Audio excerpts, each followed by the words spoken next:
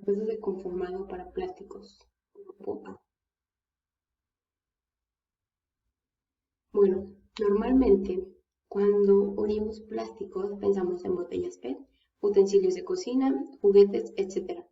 Pero la realidad es que los plásticos pueden conformarse en una variedad amplia de productos, tales como piezas moldeadas, secciones extruidas, películas y hojas, recubrimientos para aislar alambres eléctricos y fibras para textiles, pues es frecuente que los plásticos sean el ingrediente principal de otros materiales, tales como pinturas, barnices y adhesivos. Pues durante los últimos 50 años, las aplicaciones de los plásticos han ido incrementando de una forma mucho más rápida que en el caso de los metales, cerámicos y vidrio. Pues muchos de los productos que anteriormente se fabricaban con estos materiales, hoy en día se elaboran con plásticos y compuestos de plásticos. Un ejemplo son los envases de vidrio de refrescos, que si bien aún se producen y se comercializan, pues es más común ver los envases de plásticos, que incluso hay diferentes formas y tamaños. Varias razones por las que los procesos para dar forma a los plásticos son importantes son estas, que las voy a mencionar a continuación, que pues permiten una diversidad casi ilimitada de formas geométricas. Por lo general no es necesario una conformación adicional. Utiliza poca energía porque las temperaturas de procesamiento son menores a la de los metales, por ejemplo. El manejo del producto se simplifica durante la producción y no se requieren acabados o recubrimientos, excepto en circunstancias inusuales. Como ya vimos, en tecnología de los materiales hay dos tipos de plásticos, los termoplásticos y los termofijos. Los termoplásticos vendrían siendo como este, y el termofijo de este es un ejemplo, que son los protectores que te pones después de que uses brackets. Bueno, donde los termoplásticos tienen una mayor importancia comercial y comprenden más del 80% del peso total de los plásticos, que en comparación con los termofijos. La diferencia entre estos dos está en que los termofijos pasan por un proceso de cura durante el calentamiento y la conformación, lo que ocasiona un cambio químico permanente en su estructura molecular, y eso se le llama enlazamiento cruzado. Una vez curados no pueden fundirse si se vuelven a calentar. Pero por lo contrario, los termoplásticos no se curan y su estructura química permanece sin cambios, aún en el dado caso de que se transforme de sólido a fluido. Los procesos para dar forma a los plásticos se clasifican de acuerdo con la forma geométrica del producto resultante, y tenemos 8. Productos extruidos continuos con sección transversal constante de distintas hojas, que son películas y filamentos, hojas y películas continuas, filamentos continuos, que vendrían siendo fibras, piezas moldeadas, que por lo general son sólidas, piezas moldeadas huecas con paredes relativamente delgadas, piezas discretas hechas de hojas y películas formadas, fundidos y productos de espuma, donde para darle forma se usan dos procesos de moldeo que tienen mayor importancia, que son por extrusión y por inyección, y más adelante vamos a hablar del proceso por extrusión. Propiedades de los polímeros fundidos. Bueno, un polímero fundido es aquel que se calienta hasta adquirir la consistencia de un líquido. Y los polímeros fundidos pues tienen varias propiedades y características únicas. Entre ellas está la viscosidad, que es la propiedad de un fluido que relaciona la fuerza cortante y experimenta durante el movimiento del fluido con la tasa de deformación. La viscosidad es importante en el procesamiento de polímeros porque la mayoría de los métodos para dar forma involucra el flujo de polímero fundido a través de canales pequeños o aberturas de tróqueles. Bueno, en el libro, y al igual que lo puse, viene una gráfica que muestra la viscosidad como función de la velocidad de corte para dos tipos de fluidos, que en este caso el fluido newtoniano y el fluido pseudoplástico, donde vemos que para un fluido newtoniano la viscosidad es constante a una temperatura dada, o sea, es decir, que no cambia aunque la velocidad aumente. Mientras que el fluido pseudoplástico no, pues vemos que la viscosidad va disminuyendo conforme la velocidad de corte va aumentando.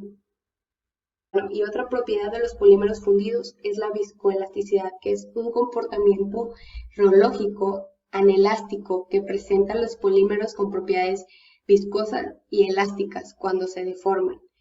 Además de que se encuentra la viscoelasticidad en polímeros fundidos, también se encuentran en polímeros sólidos. Y bueno, un ejemplo de la viscoelasticidad es la expansión de troquel en la extrusión, que está representada en esta imagen, donde vemos que el plástico caliente se expande conforme sale la abertura del troquel. Pues digamos que el polímero está contenido en una sección transversal mucho más grande antes de ingresar al canal angosto del troquel, y cuando sale de alguna forma como que recuerda su forma y trata de regresar a ella después de dejar el orificio. Bueno, a continuación veremos la extrusión, que es uno de los procesos fundamentales para dar forma a los metales cerámicos y pues en este caso de lo que estamos hablando, los polímeros. Bueno, la extrusión es un proceso de comprensión en el que se fuerza el material a fluir a través de un orificio practicado en un troquel a fin de obtener un producto largo y continuo con la forma del orificio. Este proceso se emplea mucho para termoplásticos y elastómeros, aunque rara vez también para termofijos, con el propósito de producir en masa artículos tales como tuberías, ductos, mangueras y formas estructurales como molduras para ventanas y puertas, hojas y películas, filamentos continuos, recubrimientos para alambres y cables eléctricos, que algunos ya los mencioné al inicio. Dentro del proceso y equipo, vemos que en la extrusión de polímeros se alimenta material en forma de pellets o polvo hacia dentro de un barril de extrusión, que es este, donde se calienta y se funde y se le da fuerza para que fluya a través de la abertura de un troquel, que está acá, por medio de un tornillo rotatorio, que es este, que es una herramienta fabricada especialmente para el perfil particular que se va a producir, que gira a unas 60 revoluciones sobre el minuto. Aquí los dos componentes principales del extrusor vendrían siendo el barril, que es este pedazo, y el tornillo, mientras que el troquel es una herramienta especial que debe fabricarse para el perfil particular que se va a producir. Es decir, que es uno para cada diferente producto plástico o de elastómero. Y bueno, en el libro se menciona que el diámetro interno del barril varía entre 25 y 150 milímetros y pues su largo es en relación con el diámetro, que está entre 10 y 30 longitudes de diámetro, donde nos dice que las razones más altas se emplean para materiales termoplásticos y los más bajos para los elastómeros. Dentro del análisis de extrusión, vamos a hablar acerca de la máquina de extrusión de un solo tornillo, que es este. Y bueno, donde vemos que pues empieza por una tolva que contiene los pellets que se alimentan por gravedad al tornillo rotatorio, cuya rosca mueve al material a lo largo del barril. Pero antes se utilizan calentadores eléctricos para fundir los pellets sólidos. Después, la mezcla y el trabajo mecánico del material generará calor adicional, lo que mantiene fundido al material. Pero hay ciertos casos en que se suministra calor suficiente a través de la mezcla y acción cortante, de modo que no se requiere calor, aunque también está la forma contraria, que es cuando el barril debe enfriarse desde el exterior a fin de impedir el sobrecalentamiento del polímero. El material se hace avanzar a lo largo de un barril hacia la abertura del troquel por medio de la acción del tornillo extrusor, que lo vemos mejor aquí. Y bueno, vemos que el tornillo tiene varias funciones que se dividen en secciones de alimentación, sección de comprensión y sección de medición, que están aquí respectivamente. En la sección de alimentación es donde el material se mueve del puerto de la tolva y recibe el precalentamiento. En la comprensión, el polímero se transforma para adquirir consistencia líquida, se extrae del fundido el aire atrapado entre los pellets y se comprime el material. Y por último, en la sección de medición, se homogeneiza el fundido y se genera presión suficiente para moverlo a través de la abertura del troquel. Pero antes de llegar al troquel, el fundido pasa a través del paquete de pantalla, que es este, donde se encuentran pues la placa rompedora, que consiste en una serie de mallas de alambre sostenidas por una placa rígida que contiene agujeros axiales pequeños, que los puse aquí respectivamente con sus imágenes. Y bueno, tenemos que el paquete de la pantalla sirve para filtrar los contaminantes y grumos duros del fundido. generar presión en la sección de medición y forzar al fluido del polímero fundido y borrar de su memoria, por así decirlo, el movimiento circular impuesto por el tornillo una vez que estuvo durante el barril. Y bueno, esta última función tiene que ver con la propiedad viscoelástica del polímero, pues si el flujo no se forzara, el polímero repetiría su historia de girar dentro de la cámara de extrusión y tendría a rotar y distorsionar el extruido. Por lo que pues dentro de estas tres funciones, la última vendría siendo como que la más importante. Además de la máquina de un solo tornillo que se menciona en el libro, también tenemos la máquina de extrusión de tornillos gemelos. Estos son los tornillos gemelos, que es una máquina muy usada en la industria, pues los tornillos gemelos parecen adaptarse en especial al PVC rígido, el cual es un polímero difícil de destruir, además de aquellos materiales que requieren una mezcla mayor. Y bueno, pues en esta máquina, como ya vimos, tiene tornillos gemelos y estos son paralelos y se encuentran de lado a lado dentro del barril. Bueno, de mi parte, por último, las configuraciones del troquel y productos extruidos. Aquí, la forma del orificio del troquel determina la forma de la sección transversal del extruido donde se encuentran los perfiles del troquel y las formas de extrusión.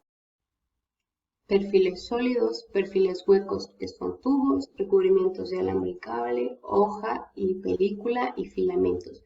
Pero pues nada más voy a hablarles de los primeros tres, porque las últimas dos son formas que involucran procesos de formado adicionales en la extrusión y nada más estamos viendo la extrusión. Bueno, los perfiles sólidos incluyen formas regulares que vendrían siendo círculos y cuadrados.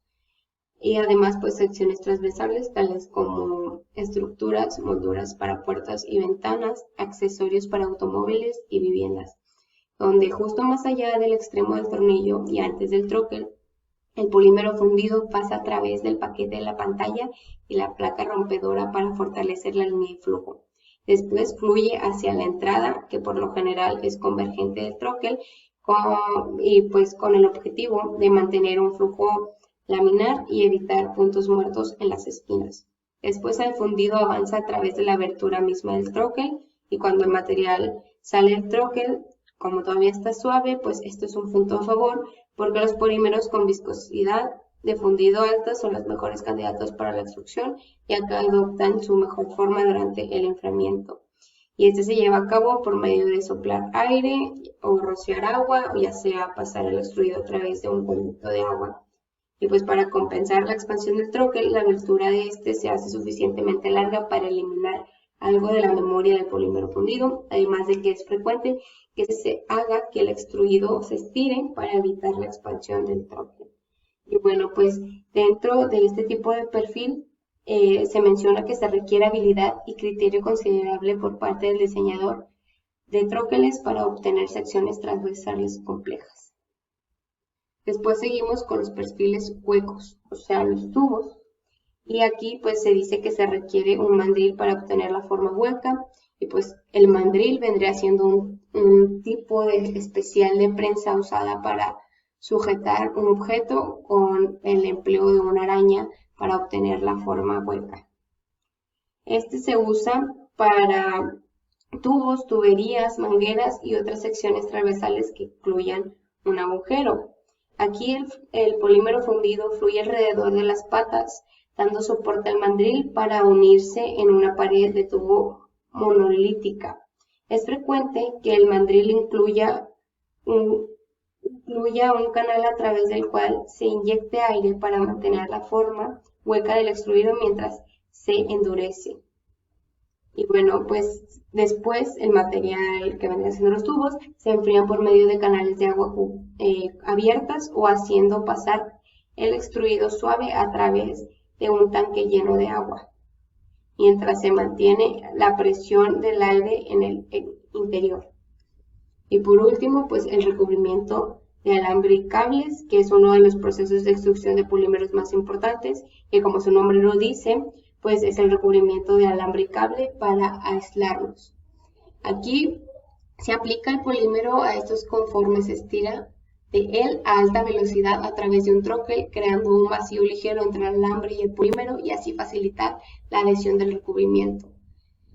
El alambre tenso provee rigidez durante el enfriamiento y así hace que pase el alambre recubierto a través de un canal de agua donde finalmente se enrolla en carretes grandes a velocidades de hasta 50 metros sobre segundo. Gracias.